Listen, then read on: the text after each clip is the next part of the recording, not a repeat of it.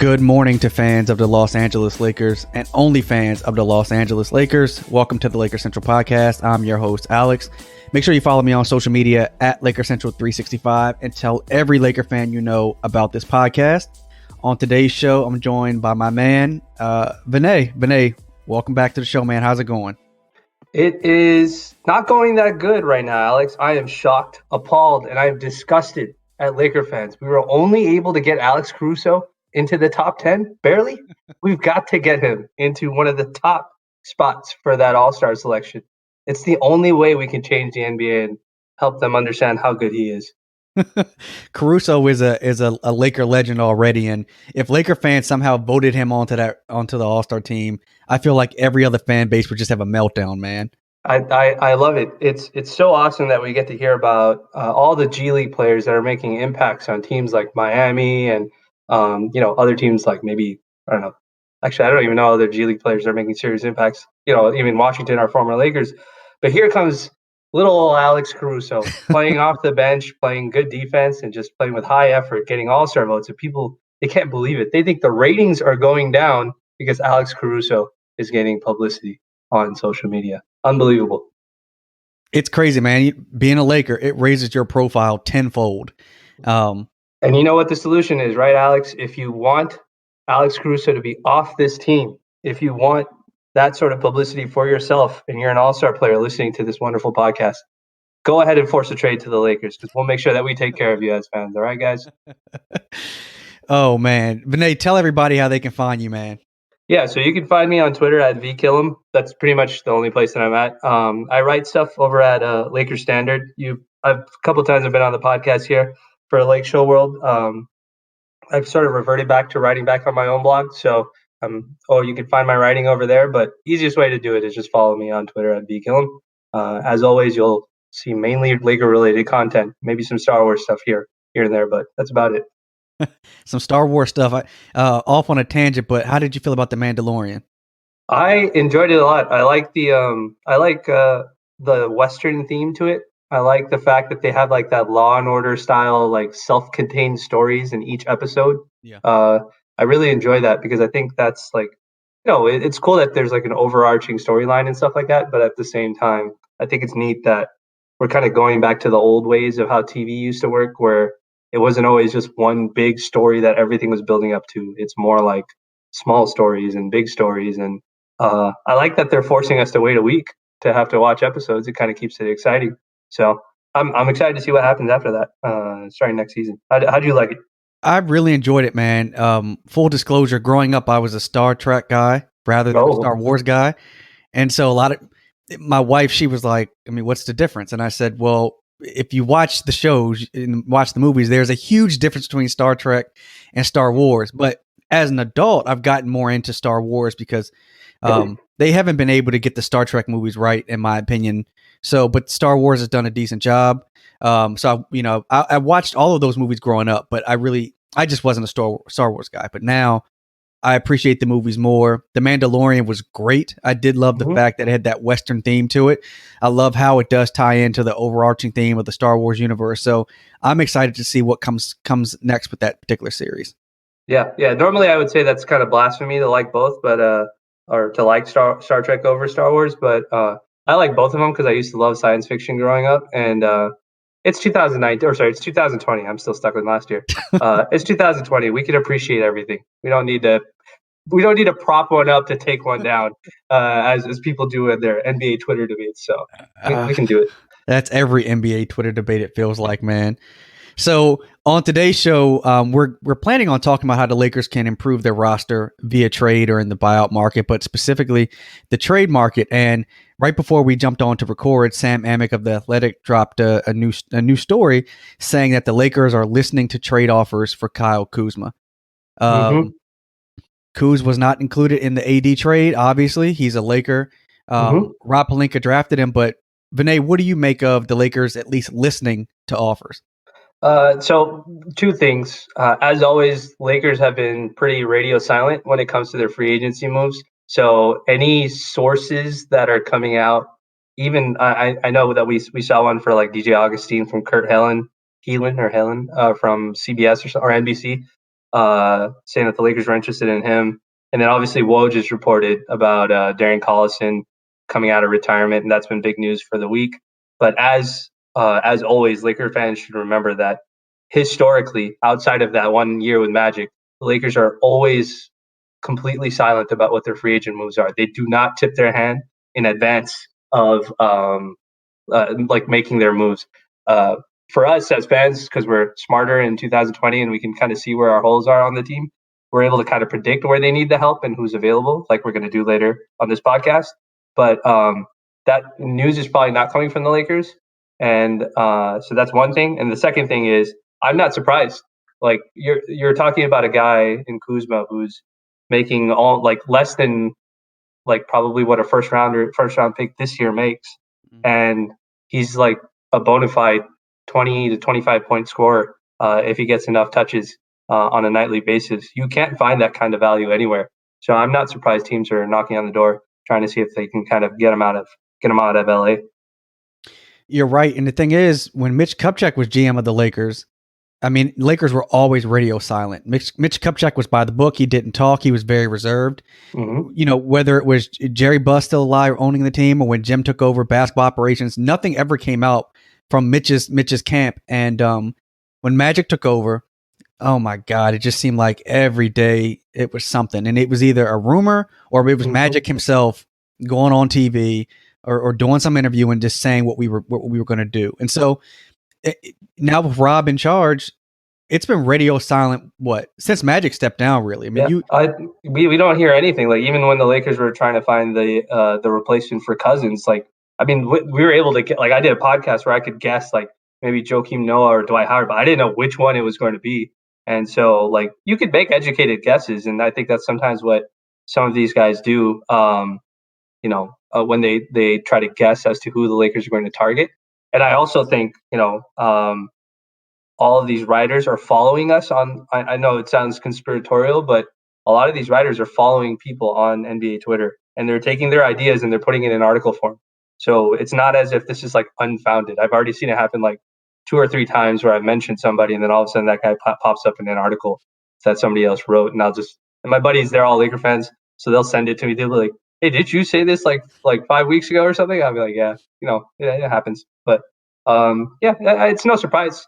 I think it's a compliment to Kuzma because a lot of people were down on him, and there were a lot of Ingram versus Kuzma debates, mm-hmm. and so it's been really nice to see that the rest of the league is showing a lot of interest in him. Yeah, I mean Kuzma can play, and I think the team that he was on previously, those Lakers teams, they were bad, and so mm-hmm. he had got more playing time, he got more shots, more touches, and he performed. But on this team, he's expected to be the 6th man. And even in mm-hmm. that role, it's not like he's getting a lot of shots. It's not like Lou Williams with the Clippers where he's getting 15 plus shots a game. Kuz isn't getting that. He's been up and down with injury, no fault of his own. Injury comes. He's tried to fit in. I think that he's brought some attention on himself because of the hairstyle. Like we're old enough to remember. It's funny, right? Like we're old enough to remember Dennis Rodman and all. Like you know what? I was just going to say that he's got like this weird. He's got some. There's like some Dennis Rodman in him. He does, I don't know how to describe it, but he's doing like the weird stuff that Rodman used to do on that Jordan team. Yeah, I agree. Yeah. And it's like, because now of the social media era, it just gets so much attention when maybe otherwise it wouldn't.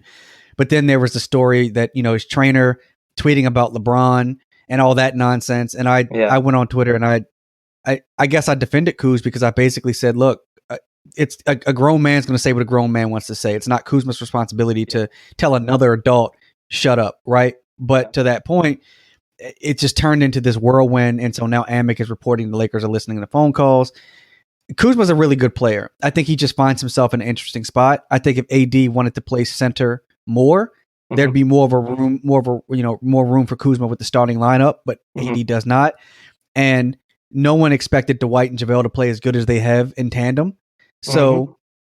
Kuzma's in an interesting spot, but more than that, he makes 1.9 this year and 3.5 million next year. I mean, for his contract, he's providing overwhelming value that I don't know how the Lakers, I don't know what they do with it, man. I mean, he's eligible for an extension this summer, but mm-hmm.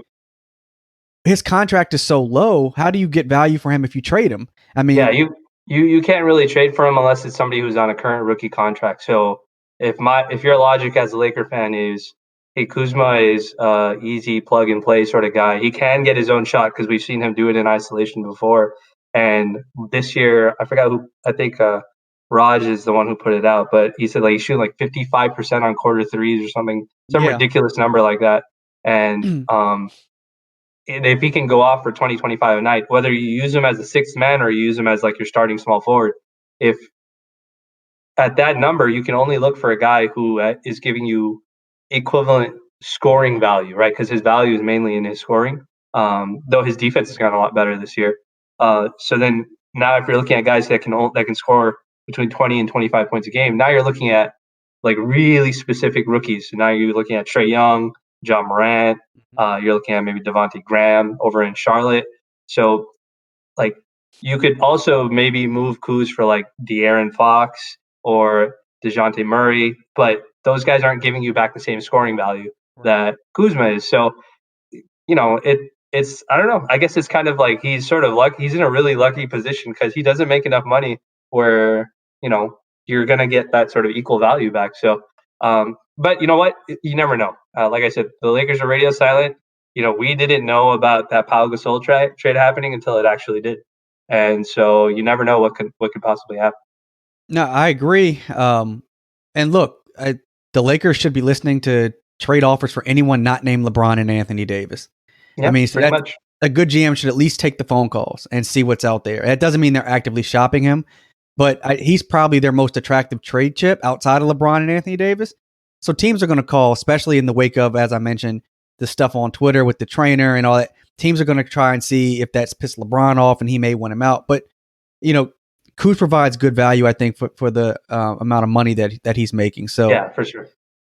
And he hasn't been playing. He hasn't been playing reckless, so it's not like he's going into games. It's just like early on in the season, you could tell he was really tentative. He didn't know kind of where to be because he was still trying to figure out his spot. So he was, turning the ball over, taking bad shots. But as the season's progressed and his like reps have gone up with like the different lineups, it's gotten better and better. It seems like he knows exactly where he needs to score and that sort of thing. So I wouldn't be too worried about it, but I also wouldn't be surprised if something ever happens. So, the goal is a championship. We need one out of this LeBron tenure at least. So that's what we're aiming towards. No, I'm with you. So what I'm going to do is take a quick break, and then when we come back, talk about some of these leads that the Lakers have not completely blown, but almost blown, and then go into how we can kind of upgrade this roster. So we'll be right back with Lakers Central.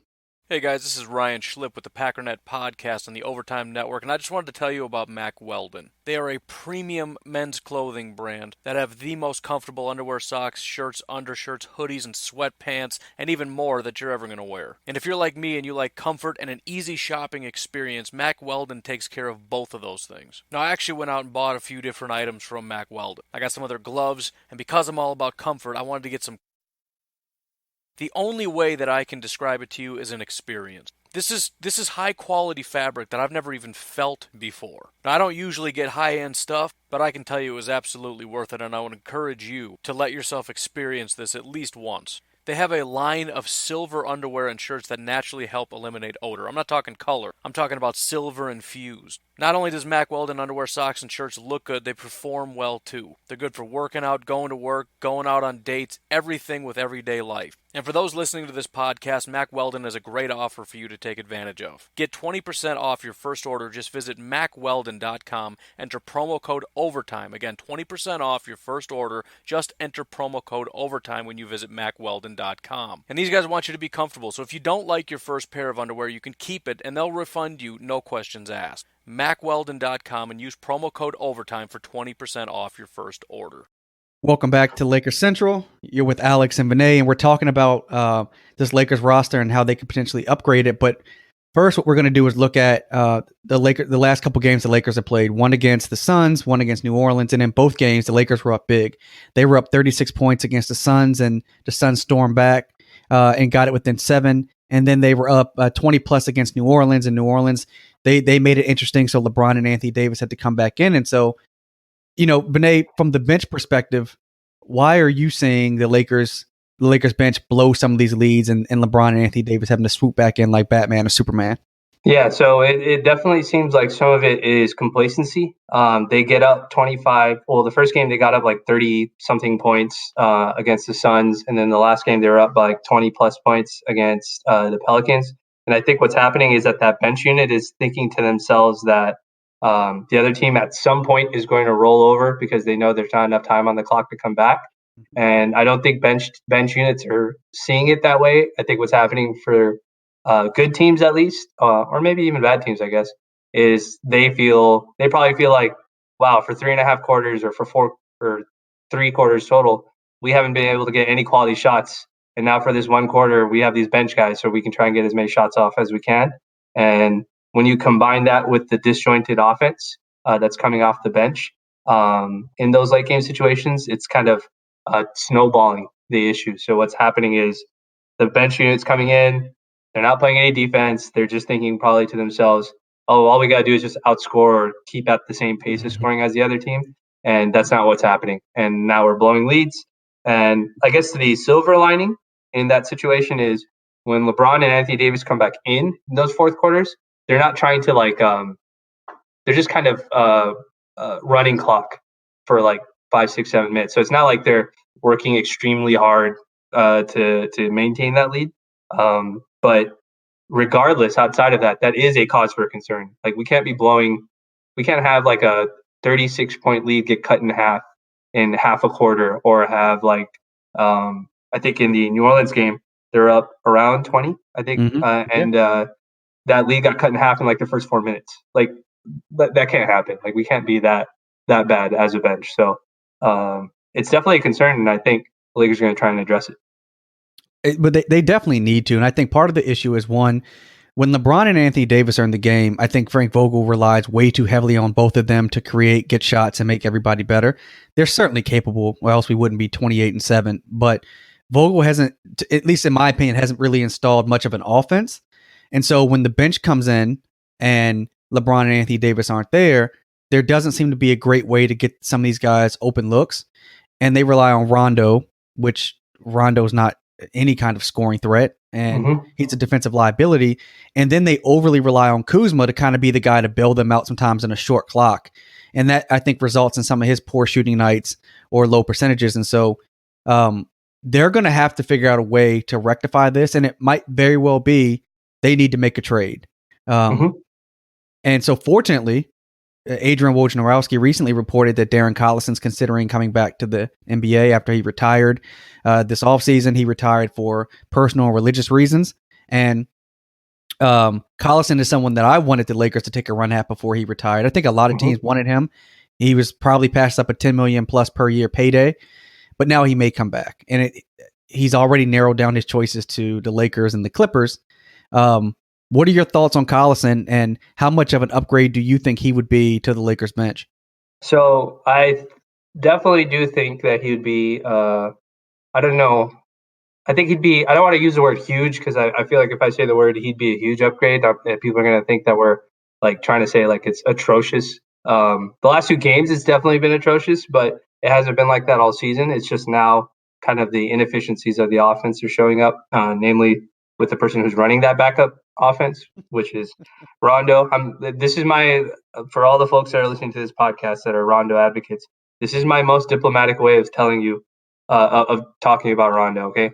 So all I'm going to say is he was doing really well early in the season because he was making his shots. He was finding Anthony Davis for lobs, and he was making his layups.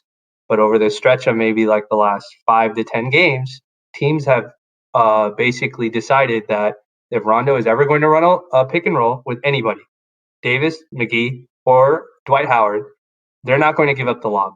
So Rondo is going to have to make a layup over a big, and he's not making them. And then when you combine that with him not making his threes, it's making things really, really difficult for that Laker offense when he's on the court, without LeBron at least. So that is my diplomatic way of saying that he is not playing well as of this recent stretch. And as history shows, this is an issue that he's had throughout his career. So I am glad that he has found a shooting stroke or whatever this season, but it's not coming through right now, and it's resulting in really tough offense for that Laker team, which could continue to be an issue if it's also happening against bad teams as well. It's one thing for it to happen against like the Clippers or the Bucks or Denver, all these good defensive teams, but it's not good when it happens against like the Suns or like the Grizzlies, like any of these like lower tier defensive teams. So with that being the case, I think Collison is a very big upgrade in that situation, because Collison is one of the guys who did a really, really good job last year in pick and roll. He ran about 4 pick and roll possessions per game. So like 35% of the offense that Darren ran was pick and roll offense.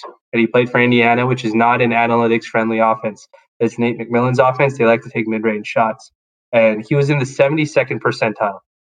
So what do all these numbers mean? What it means is basically that he ran a decent amount of pick and roll last year with Indiana. I think his 2 pick and roll partners were DeMontis Sabonis and I forgot who the center other young guy is over there. Yeah, his name. Their center, yeah. their young guy center that they extended. Those are 2 good big role men, and he performed pretty well at it. The Lakers also have 3 really good role guys in JaVale, Howard, and obviously Anthony Davis. So pairing Darren with those 3 guys is probably a good idea. And the main difference that Darren has, main skill set that Darren has that Rondo doesn't have, is he's good at finishing at the rim.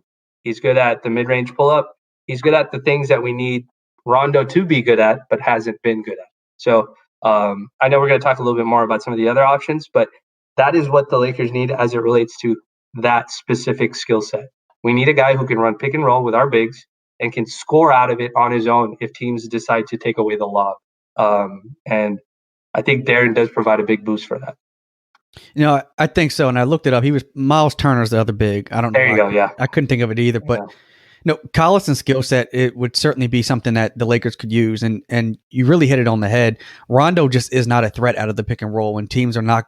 They gave up the lob early in the season. They're not doing it right now. And there was a point in the season where Rondo was shooting like 50, 55% from 3. And every month he's gotten worse. And I think he's a career 33% shooter. And it's gotten down to like 38. So he's starting to regress to the mean, that's what you see.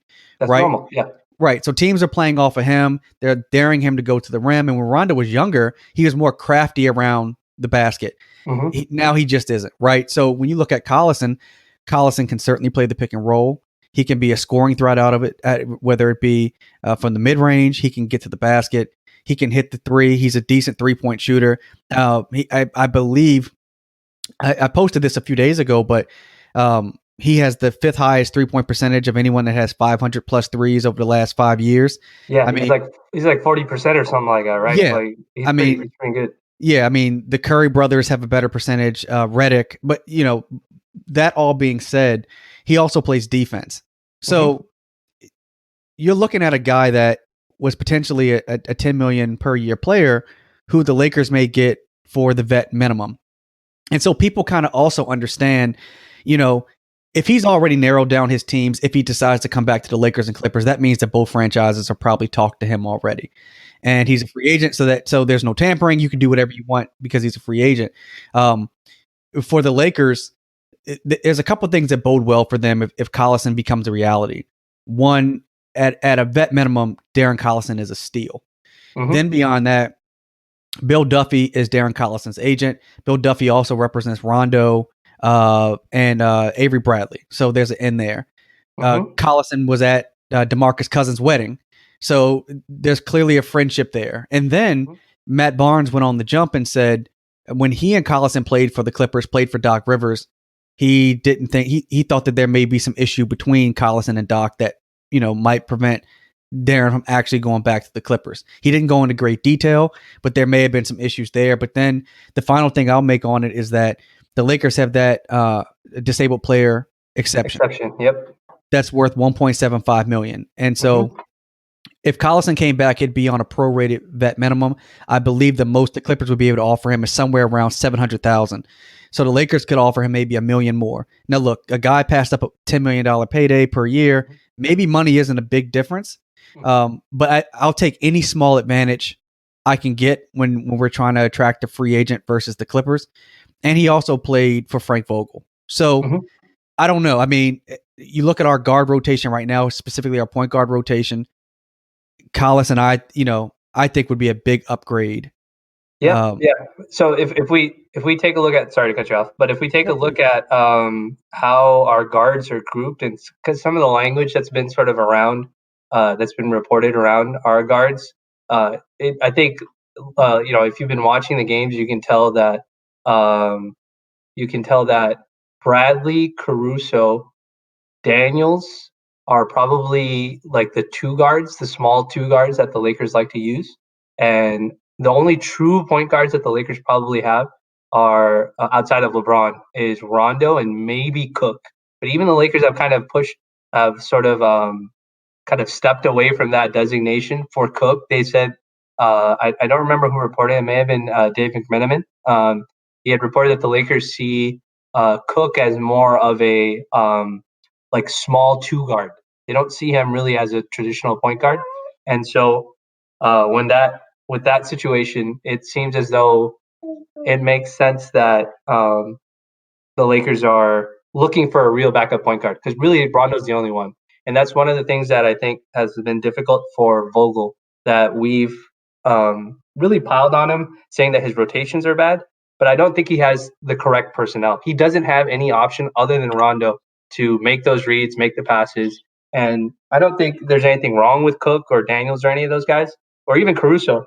I just don't think they're built for that kind of action. And so it's just a matter of Vogel trying to figure out how to make it work until Rob can get him the right guy for that spot. No, I agree. There are fans out there saying Vogel needs to switch up his rotation. He shouldn't play Rondo as much.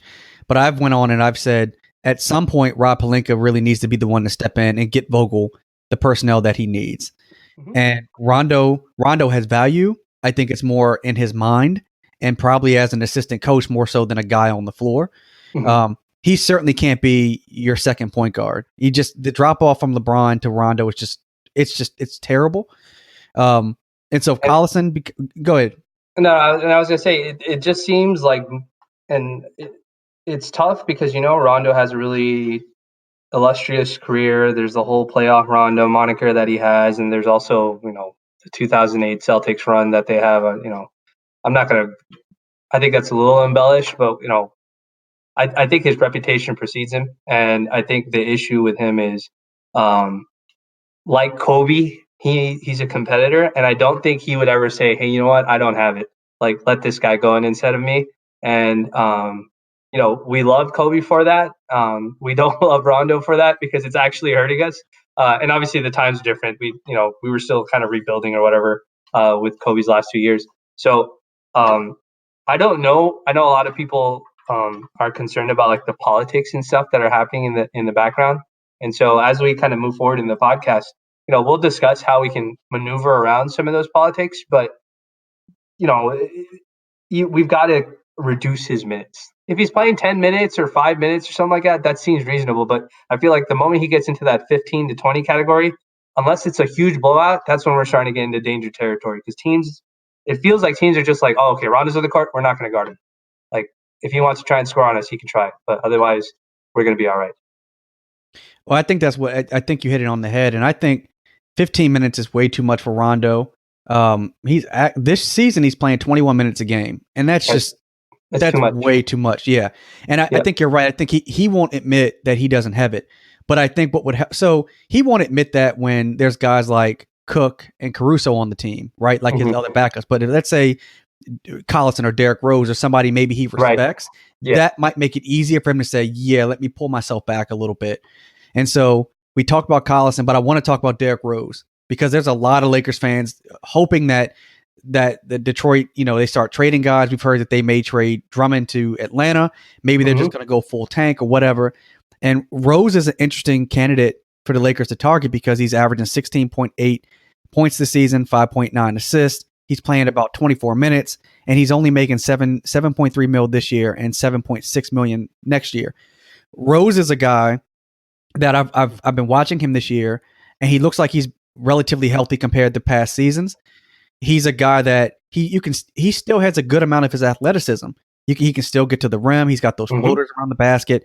He looks rejuvenated in a lot of ways.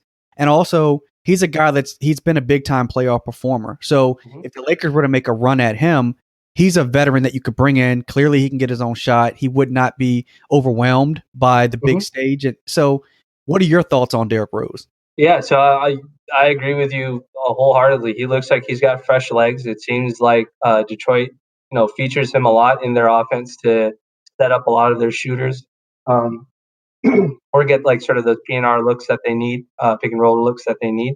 I'm looking at the numbers right now. He's in the 68th percentile, which is right about where LeBron James is for the Lakers. So he's performing out of the pick and roll as well as as LeBron James is. So that's one thing. And then the second thing is that his scoring clip.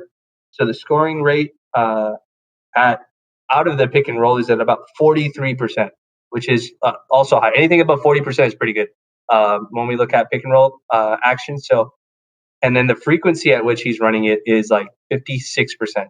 So basically, just like before, what all these numbers mean is, about 55% of Derrick Rose's offense is pick and roll.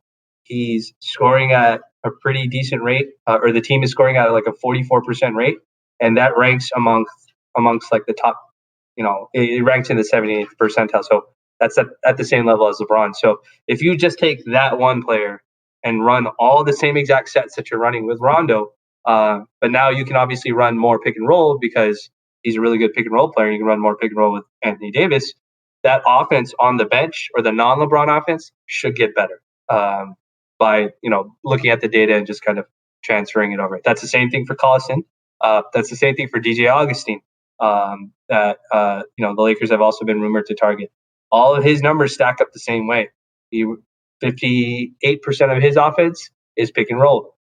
They score at a 42% clip out of that, and his percentile is 69%, which is actually, I think, better than LeBron's. So these numbers are giving us an indication of a trend that can help the Lakers, and that's why we're hearing these names show up as targets for the Lakers. No, I agree. I think, look, if Rondo's playing 21 minutes a game and Rose is playing 24, if you just take out Rondo for Rose, I mean, the Lakers obviously have a great record right now, but maybe we have 2 or 3 more wins this season. And the Lakers, when you look at somebody like Derrick Rose, he's really, really good, man. And out of the pick and roll, teams would not be able to sag back, onto Anthony Davis, JaVale, Dwight.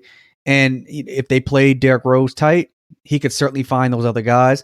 I actually think he'd be a nice candidate to run pick and pot with, say, Kyle Kuzma. I mean, I think there are some things that Rose would bring to the table that the Lakers need, and he's a point guard, but he's a scoring guard at that. And the Lakers surely could use someone else on that bench that could get their own shot. So Rose is high on the list. I don't know how likely it is that the Lakers look salary-wise. The Lakers could certainly make a run at him. Yeah, I don't know what Detroit would want. I mean, I don't think Cook and Daniels are enough. They probably would want some kind of draft compensation, maybe. And all we really have is second rounders. Maybe that's enough. I don't know. But do you think, let's say Collison is off the board, how likely do you think that the Lakers could make a move on Derrick Rose? I think it all depends on what Detroit's asking for in return. Now, the main reason why Detroit may be incentivized to move Rose for, let's say, whatever the minimum salary is required, plus like maybe a second rounder, is because they have him signed for a second year. Yeah. And that second year is for the same amount. It's like $7.3 million. Yep. And so if they wanted to get out of that money and they wanted to really jumpstart their rebuild and just like basically clear the books out, because I think there's not that many guys that they have on the roster, like maybe beyond next year, that are on like the vets or that are non-rookie players. And so if they want to move forward with like Luke Kennard and all the other young guys that they are, Christian Wood and all these other young guys that they've brought on that they're giving a lot of minutes to, you can get out of Rose's contract, maybe collect a second rounder, and then just kind of give the minutes to the young guys like Svi and all those guys that are on there. But so that's an incentive. But I don't know how desperate, I guess, Detroit is. We've heard the rumors about Drummond being, or the sources, rumors from Woj, saying that Drummond is being shopped because it looks like Drummond doesn't want to. He's willing to opt out of his $28 million player option. That's an enormous amount of money to opt out of, considering kind of the direction the league is going in with centers like Drummond. So if even he's willing to opt out of that much money from Detroit, that should give you an idea. Maybe that gives us an idea of what's going on in Detroit. Maybe people are just like, this offense isn't working. We don't know what direction the team is, whatever. And, obviously Blake Griffin's there. Who knows if he gets moved or if anybody wants him. So with that being the case, we may be able to steal Derrick Rose, but I think this is where like that sort of that agent acumen that Rob Pelinka has and that sort of ability to find the right deal is where it's going to show its head. So, we'll just wait and see what happens. If we get Rose, that'd be great. But there's a lot of other names that we can also look at. It's never just like one guy is the solution. Yeah. And the way the Laker fans need to think about this is these guys are to help the offense and defense get better. This is not we get Rose, so now we're going to win the championship for sure. Right. Like anything can happen. Players can get hurt. I don't know. Players can get hurt or anything can happen. And so this is something to help as the topic of load management continues to keep coming up and how people keep wanting the Lakers to load manage their guys. This is a form of load management. If you get a good ball handler that comes off the bench, that can run a competent offense when LeBron's not on the bench, he doesn't have to come onto the court. Mm-hmm. And so this is for the long-term process that the Lakers need to kind of look towards. So you're right. I mean, there are multiple names to look at, and I actually believe the Lakers are going to upgrade this bench, before the playoffs. I think it's going to happen. It just depends on who they go after. DJ Augustin is a name that's starting to be reported. There was a report, I don't recall which reporter put it out there, but that the Lakers had inquired about Augustin in Orlando. What are your thoughts on him? And do you think that he could provide some, could he run a competent offense for the Lakers? Yeah, so, Orlando's been focusing on Markelle Fultz, and they've been giving him a lot of minutes. And Fultz has been playing pretty good, but you could tell he's a little rough around the edges still when it comes to making some of his reads. So the talent is there, and he's kind of getting it together mentally. But Augustin has been like sort of a steady backup point guard for them. So the reason why I'm high on Augustin as a player, but lower than Augustin, the Lakers' ability to get Augustin is because he's actually playing a lot of minutes, and he seems like a pretty integral part of their offense. When Fultz got hurt or when he's out, Augustin's really been running the show for them. And I want to say that Orlando is trying to battle in the Eastern Conference playoffs. And so I don't know if they'd be as willing to give him up unless they could get somebody back to replace him. I think their next best option is like Michael Carter-Williams, who's been up and down when he gets hurt. So he's an important part of their offense. And I don't know how willing they would be to part with him. However, the good news is he's expiring, which means that Orlando may want to get something back for him because they may lose him for nothing in the offseason. So it's worth they're on like the same tier for me. I think Augustin's a better 3-point shooter though, catch and shoot 3-point shooter. So that kind of puts him a little bit higher, but he's not as big as Rose. So he's not as I don't think he's as good at getting to the rim and like absorbing contact and finishing through all that sort of stuff. So there's a trade-off there up and down. No, you're right. I mean, look, he can run the pick and roll. He's a competent 3-point shooter, career 38%. So, that's an upgrade certainly from some of our guys on the bench. And you're right.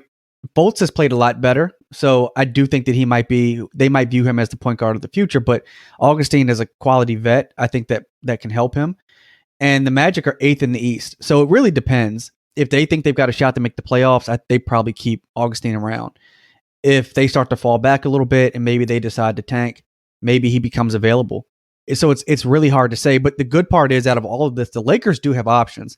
And one that I haven't thought about a lot, but you brought up, and as a couple other folks brought to my attention, at least on social media, Allonzo Trier.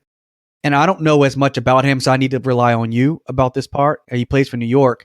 The one thing that I will say that when I've been reading about him is, I think he's a second-year guy. And my biggest concern would be, would the playoffs and playing in LA, I know he plays in New York, but being in LA and playing in the playoffs, would he be able to handle it if we're really looking at a guy to run our bench unit? So talk to me, Vinay. You probably know more about him than I do. All right, so I am high on Allonzo Trier. I don't know if I was the first guy to start suggesting that maybe the Lakers should consider him, but I am still high on Allonzo Trier. So for two reasons, more than two reasons. The first reason is he's actually a really good isolation scorer. He's a big guard. He's like 6'5", He played in Arizona. He played with DeAndre Ayton, so he's already familiar with playing with a big that is kind of mobile, can get around the rim, that sort of thing. And he didn't play like necessarily a traditional point guard role because he could score, but he's also he's a tunnel vision scorer, if that makes sense. So he's cut from that same mold as like the Lou Williams and the Jamal Crawfords, the guys who don't pass to their teammates.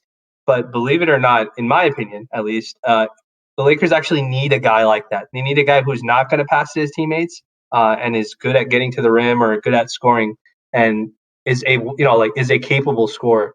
And I think that's one of the things that we saw the Lakers struggle with early in the season, but now they've kind of corrected with their offense. And just because the players have started to build more confidence in their own offense, they were passing too much sometimes. It seemed like they were always trying to find the wide open guy, but it got to the point where they were like overpassing sometimes.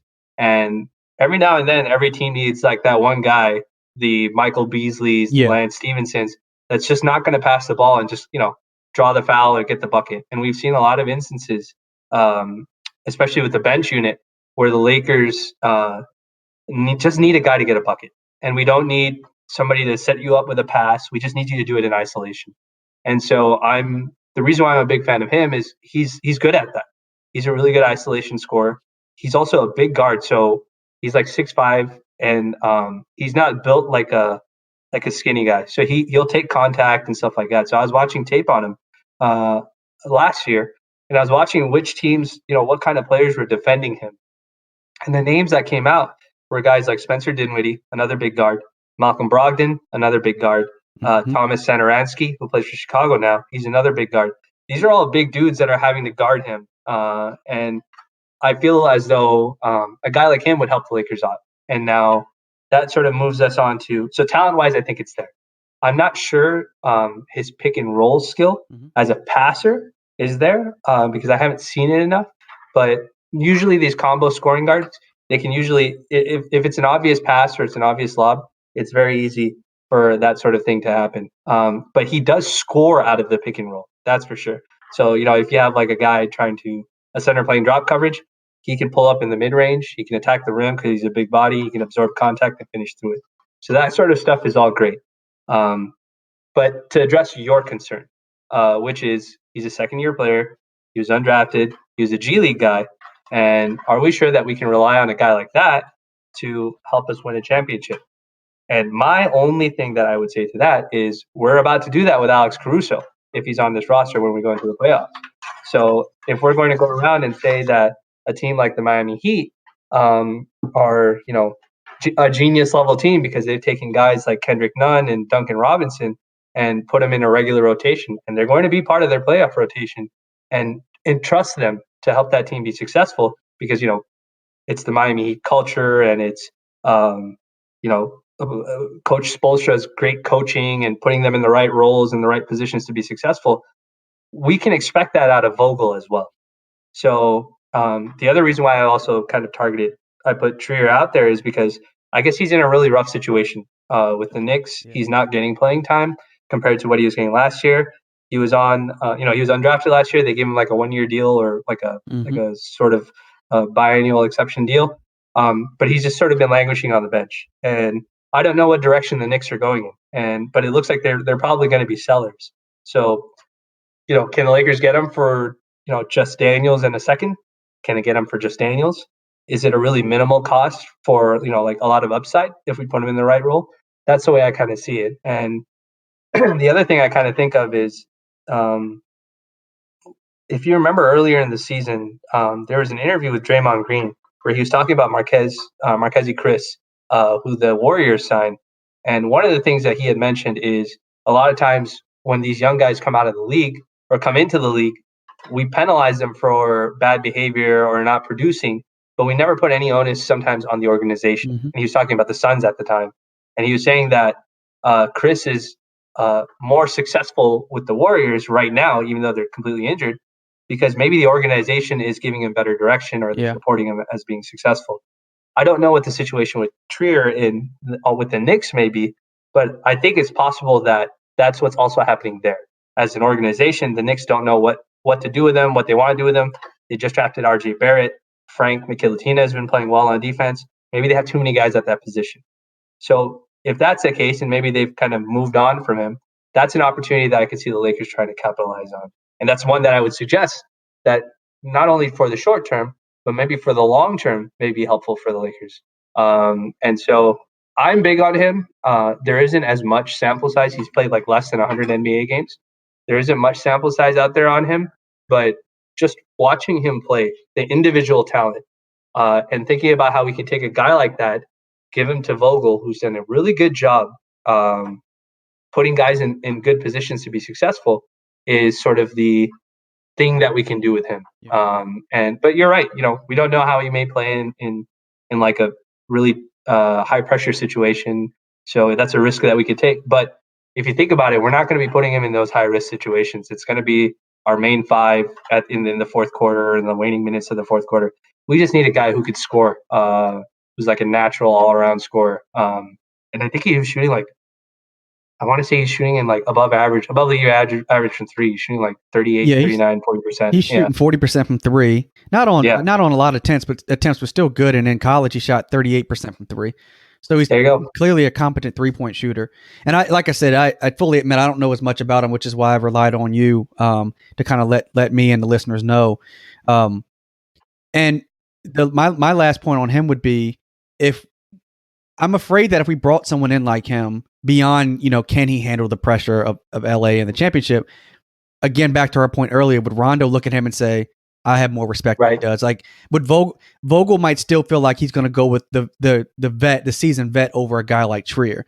And I feel like we might need someone in there that has as much respect that Rondo has. You know what I'm saying? That would be my biggest fear, that he's going to treat him kind of like he does Caruso a little bit and just end up playing 6 or 7 minutes a game, and Rondo's out there for 20, and it's just the same thing all over again. Right. That's fair. That's a fair way to look at it. I think the other options that we also had that we were looking at was even a guy like Trey Burke, who's played for Philly, and he's another guy who's really good out of pick and roll, and he can pull up from mid range. He's an undersized guy, I think. I don't know if he's a big point guard. I can't remember off the top of my head, but he's another option that the Lakers could also target if they wanted to like make a really minimal, low risk move to possibly help that offense. But again, it's the same thing as you mentioned. Does Rondo respect that guy? Does he respect that player in the locker room enough to like not try to outcompete him? Does Vogel trust that guy enough to compete him? So those are definitely situations that that's definitely an aspect of adding a guy that I think is fair to definitely consider. So, there are young options. There are older vet options. There's a lot of different directions the Lakers could go via trade or buyout when it comes to the wings. So, but if we had to make like a short list of 3 guys that kind of satisfy all those criteria, Augustin, Rose, and Collison are probably the top 3 candidates. I agree. I completely agree. Trey Burke, I actually like Trey Burke. I think he's interesting. A guy like Ish Smith, we talked about him a little bit offline. I think he'd be interesting as well. But he's been playing great for Washington as of late. He has. I think that there's so many dynamics at play within the Lakers locker room that you're right. Collison, Rose, and Augustin are probably the guys that make the most sense. And I think there's a clear difference between Rose and Collison, and then probably Augustin. Rose is the best right now. Now Collison, we haven't seen play in 6 months. I assume he's in still relatively good shape. But the Lakers are going to have to bring in a vet. That's what I think. Now, if they go after someone like Trier and he can play, I'm going to be echoing all day long on Twitter, play the dude, play whoever can play. That's just kind of how I see it. Yeah. But I suspect that Rob Pelinka and this Lakers front office is going to look for a way to upgrade this team. So on that note, what we're going to do is close out today's show. We wanted to focus on the guards. We'll have another show coming up where we focus on the wings. We know there's a lot of Lakers fans that want Andre Iguodala, but he may not be an option as the rest of the season goes on. So we'll do another show. We'll focus on the wings. Vinay will be back. Vinay, tell everybody how they can find you and all the stuff that you do for the Lakers content. Yeah, easiest place to find me is on Twitter at VKillem, VKILLEM. You can find links to everything that I do from there. So just follow me on Twitter, and make your life that much more enjoyable with positive Laker content. And that's how we'll end it, folks. Make sure you subscribe to the show and follow me on social media at Lakers Central 365. And until next time, we're out.